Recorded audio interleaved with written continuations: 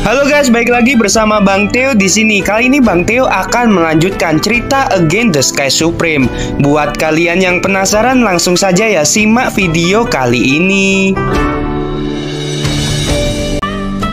Sen Subing menatap langit malam yang kosong dan fokus mendengarkan. Murid percaya pada kata-kata guru. Murid mengharapkan ramalan guru menjadi kenyataan. Setengah jam kemudian, di bawah langit berbintang, sosok seperti hantu terlihat samar-samar, terbang tanpa suara di aula lampu jiwa 100 mil di sebelah barat Gunung Abadi Changling. Tanyun berhenti di luar aula. Tanyun menjentikan kelima jarinya. 12 kekuatan spiritual perlahan berputar-putar dalam kehampaan. Tiba-tiba melesat ke gerbang aula yang tertutup. Tiba-tiba ruang di gerbang aula bergetar, dan dalam waktu sekejap formasi pelindung di gerbang dicabut oleh Tanyun. Dengan jentikan lengan kanan Tanyun, sebuah lingkaran cahaya muncul di permukaan seluruh aula lampu jiwa. Tanyun menggunakan penghalam kedap suara. Di aula lampu jiwa ada lampu kehidupan untuk para murid Taman Pengobatan Ningsan. Diaken Niu yang mengolah tempat ini tinggal di Gunung Peri yang jaraknya ribuan mil. Tanyun tahu tentang ini. Tanyun mendorong pintu lurus ke dalam. Yang menarik perhatiannya adalah dari puluhan ribu lampu kehidupan, hanya lebih dari 700 yang menyala. Tanyun tahu bahwa lampu kehidupan yang padam adalah milik murid Taman Pengobatan Ningsan, dan lampu kehidupan yang menyala sekarang milik murid yang masih hidup dari Taman Pengobatan Ningsan. Ruang sedikit bergetar, dan kesadaran spiritual Tanyun yang kuat langsung menyelimuti semua lampu kehidupan, mencari di mana lampu kehidupan yang telah ia padamkan sebelumnya. Setelah beberapa napas, Tanyun menarik kembali kesadaran spiritualnya dan berubah menjadi bayangan, muncul di depan lampu kehidupan yang padam. Tanyun memegang lampu kehidupan dengan tangan kirinya dan segera merasa pusing melihat untaian jiwa masuk ke dalam dari atas kepalanya dan berkeliaran di depan Tanyun. Tanyun berkata, "Pergilah." Tiba-tiba untaian jiwa itu terjun ke dalam lampu kehidupan. Segera setelah itu lampu kehidupan perlahan menyala. Setelah melakukan semuanya, Tanyun pergi dari aula lampu jiwa, mengembalikan formasi pelindung di pintu aula, dan segera menginjak singa naga emas dan melesat kembali ke Gunung Peri Changling. Tubuh Tanyun seperti gangsing yang berputar. Dari tebing di sisi kiri puncak, Tanyun mengebor ke gunung menuju peti mati. Setelah kembali ke peti mati, Tanyun menghancurkan tulang panghe dan berbaring diam di peti mati, menunggu pagi datang. Keesokan harinya saat matahari terbit, suara keras datang dari Gunung Peri Changling, membangunkan murid Taman Pengobatan Ningsan yang sedang tidur. Sialan, apakah ini gempa? Daniu bergegas keluar rumah. Daniu memandang orang-orang yang bergegas keluar rumah dan bertanya, dari mana suara itu berasal? Sepertinya terjadi sesuatu di puncak, kata seorang murid. Sialan, Kakak Tan punya banyak musuh. Semoga kuburan Kakak Tan tidak dirusak. Dengan semangat yang tajam, Daniu terbang menuju puncak.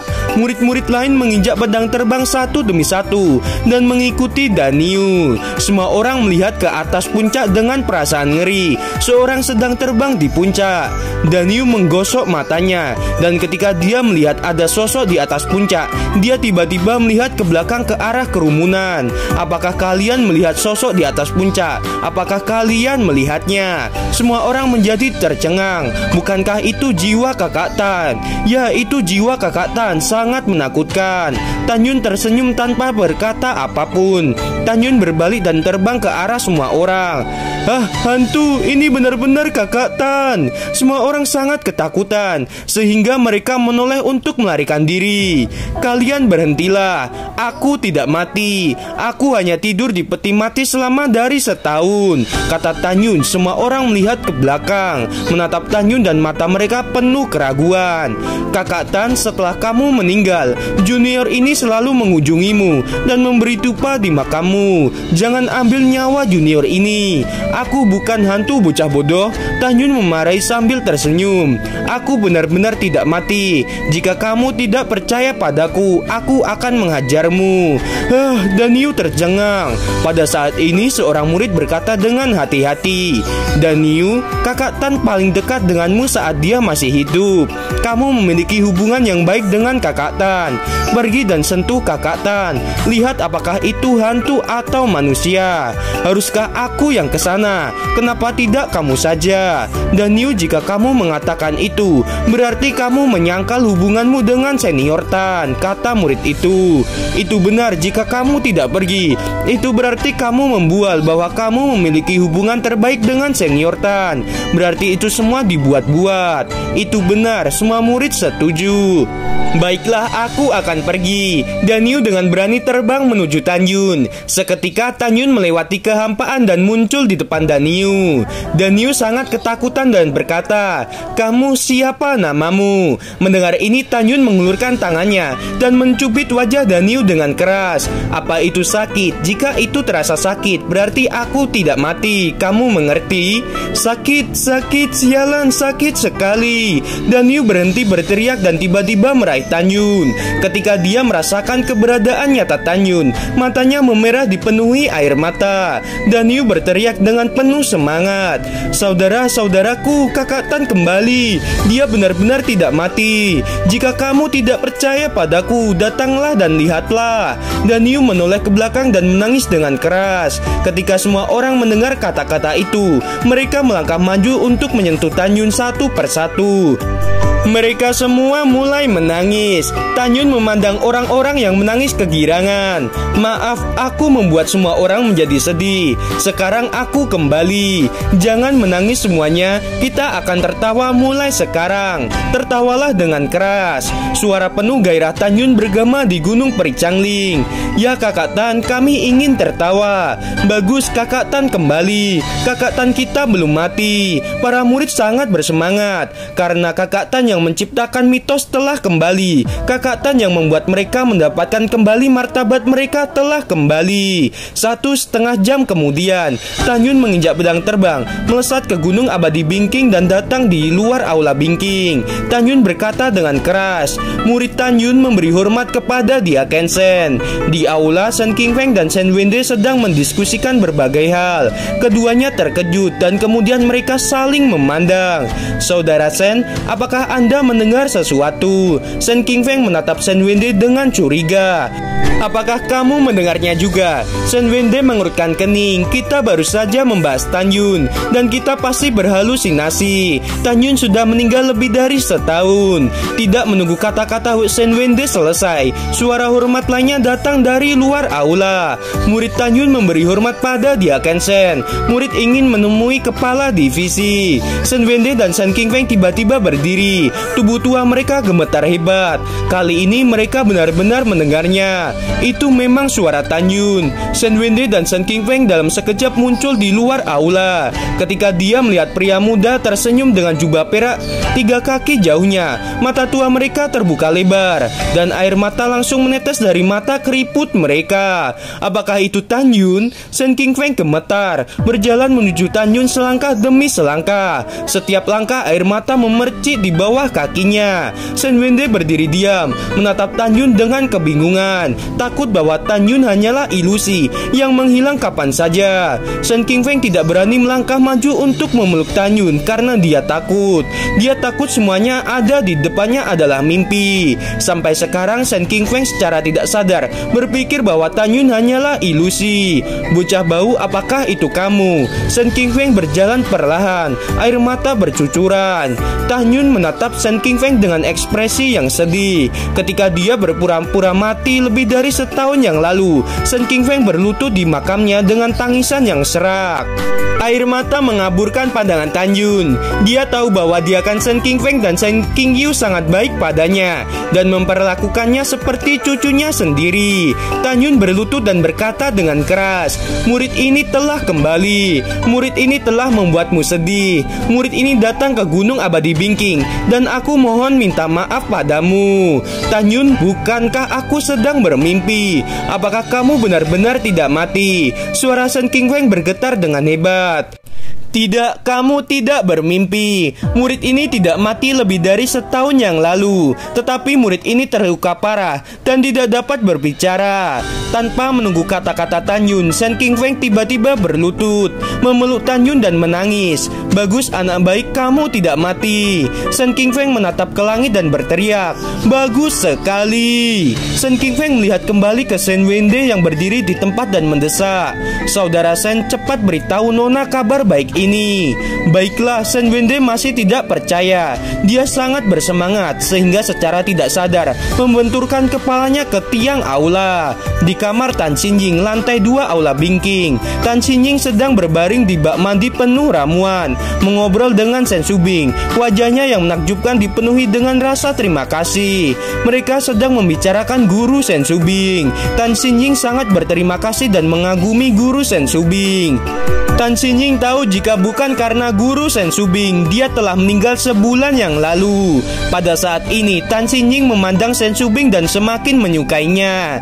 Tan Xinjing sangat menyesal belum berterima kasih kepada guru Shen Shubing secara pribadi, karena Shen Shubing memberitahu bahwa gurunya telah pergi kemarin.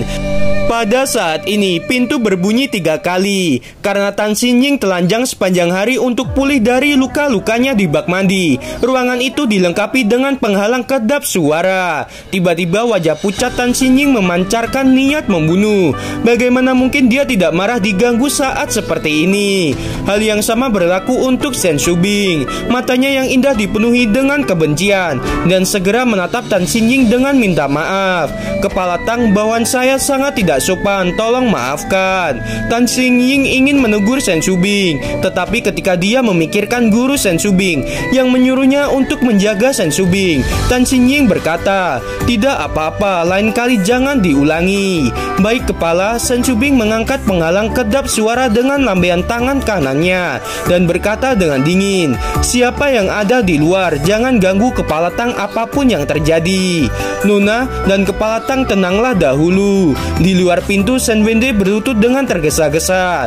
Nona, ada kabar bahagia yang luar biasa. Tan Yun tidak mati, Tan Yun masih hidup dan sekarang dia ada di luar aula. Di dalam ruangan, mata indah Shen Shubing melebar dan tubuhnya tiba-tiba bergetar. Wende, apakah yang kamu katakan itu benar? Tan Yun benar-benar masih hidup? Nona, itu benar. Tan Yun sekarang bersama Qingfeng. Suara kegembiraan datang dari luar ruangan. Tan Yun sudah di tahap ke-9 dari jiwa janin. Kamu pergilah dahulu, aku akan segera turun, kata Shen Shubing. Melihat Tan Xinjing yang tampak kebingungan, Shen Shubing tidak bisa menahan diri untuk mengatakan, kepala Tang, tahukah Anda, guru saya benar-benar seperti dewa. Guru mengatakan bahwa saya akan memiliki keberuntungan. Saya benar-benar tidak menyangka keberuntungan datang begitu cepat. Tan Xinjing mengangkat alisnya dan menatap Shen Shubing. Shubing, siapa Tan Yun? Ini pertama kalinya kepala ini melihatmu tampak sangat aneh. Shen Shubing menjelaskan, kepala Tan Yun awalnya adalah seorang murid tukang di Taman Pengobatan Lisan, tetapi lebih dari setahun yang lalu, dengan kekuatan tingkat ke-7 di alam jiwa janin, dia menciptakan keajaiban di Venapil Gerbang Dalam, memecahkan mitos 50.000 tahun. Kepala, tahukah Anda, Tan Yun melangkah ke lantai 108 pagoda ruang dan waktu tertinggi. Itu sangat luar biasa. Mendengar ini, ekspresi Tan Xinjing terkejut. Warna putih menyala dan Tan Xinjing berdiri dari bak mandi dan kemudian menyadari bahwa dia tidak mengenakan pakaian dan berjongkok di bak mandi dengan tergesa-gesa.